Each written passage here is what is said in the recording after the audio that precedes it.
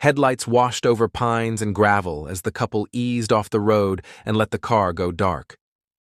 The night felt close and damp, cicadas buzzing in the ditch, a thin moon hanging over the Arkansas-Texas line. They talked in low voices with the windows cracked for air. A man stepped from the shadows, wearing a flour sack mask with 2 rough holes cut for eyes. He carried a pistol and moved like he had done this before. He told them to get out, told the man to take off his pants, struck him with the pistol until his knees went, then turned on the girl. She ran when he ordered it and heard him behind her, boots digging into gravel, the gun barrel cracking the back of her head when he caught up. When it was over, the dark held the shape of his breathing for a moment, and then even that was gone. The first pair were Jimmy Hollis and Mary Jean Larry, pulled from their car off Richmond Road. At the hospital, they told deputies and a Texas Ranger the same things: a white hood, a steady voice, a pistol that clicked, blows that did not stop, an order to run followed by boots on gravel. Larry said she was beaten with the gun. She could not name a face, only the mask. Texas Ranger Manuel Lone Wolf Gonzales set up in town, pressed shirt and clipped questions, trying to stitch one case across 2 jurisdictions. A motorist found a sedan pulled crooked on a dirt spur off a quiet stretch south of town. Inside, a young man slumped over the wheel, blood down the door, pockets turned out.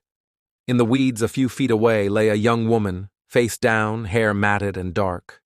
The coroner counted small-caliber wounds and powder burns. Crime scene men worked under buzzing flies.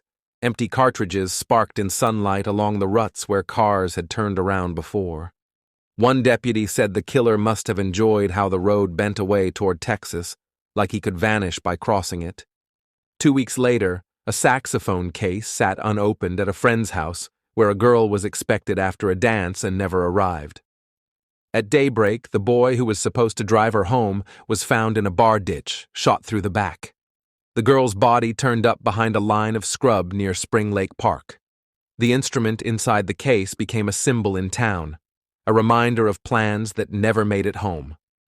Officers traced shoe prints, measured tire widths, and argued over whether the same gun had fired all the rounds. The answer never fit clean. The calibers told one story, the method told another. The mask, the approach, the speed, those matched. The community changed overnight. Hardware stores ran out of deadbolts. Curfews pushed people off the streets and theaters cut their last shows. The sheriff told couples to avoid dark roads. Teenagers met under porch lights instead of by the lake. Patrol cars glided with their lights off, easing along fence lines where tire tracks had been found.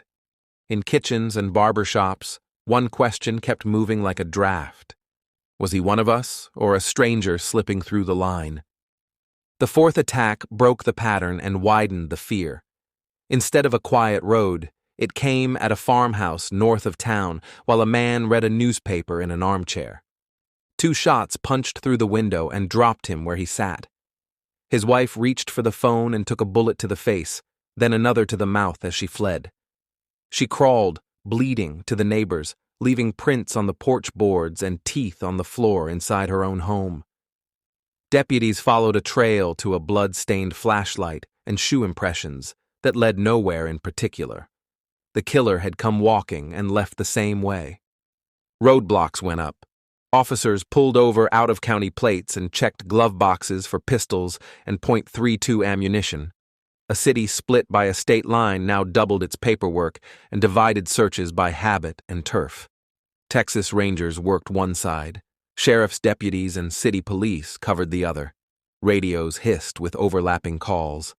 Some nights they staged decoy cars on lovers' lanes with a male and female officer pretending to neck, while a third watched from the brush.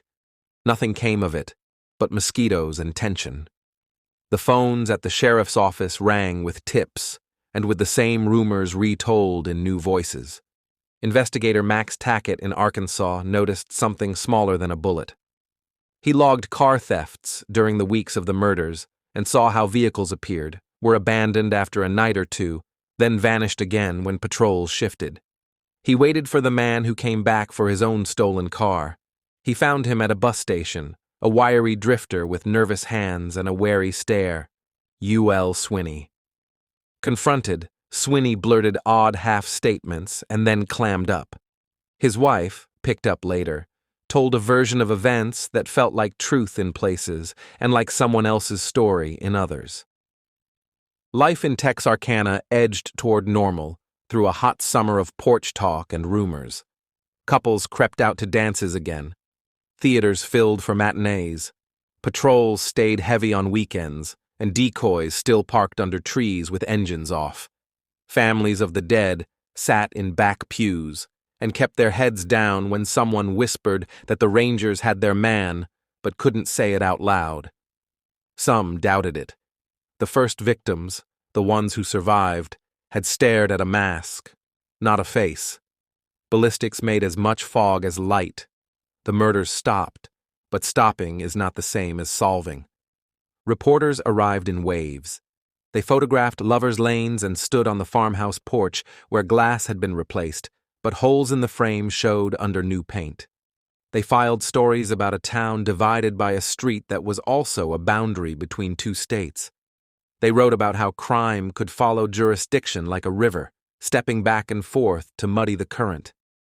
Some spun copycat theories.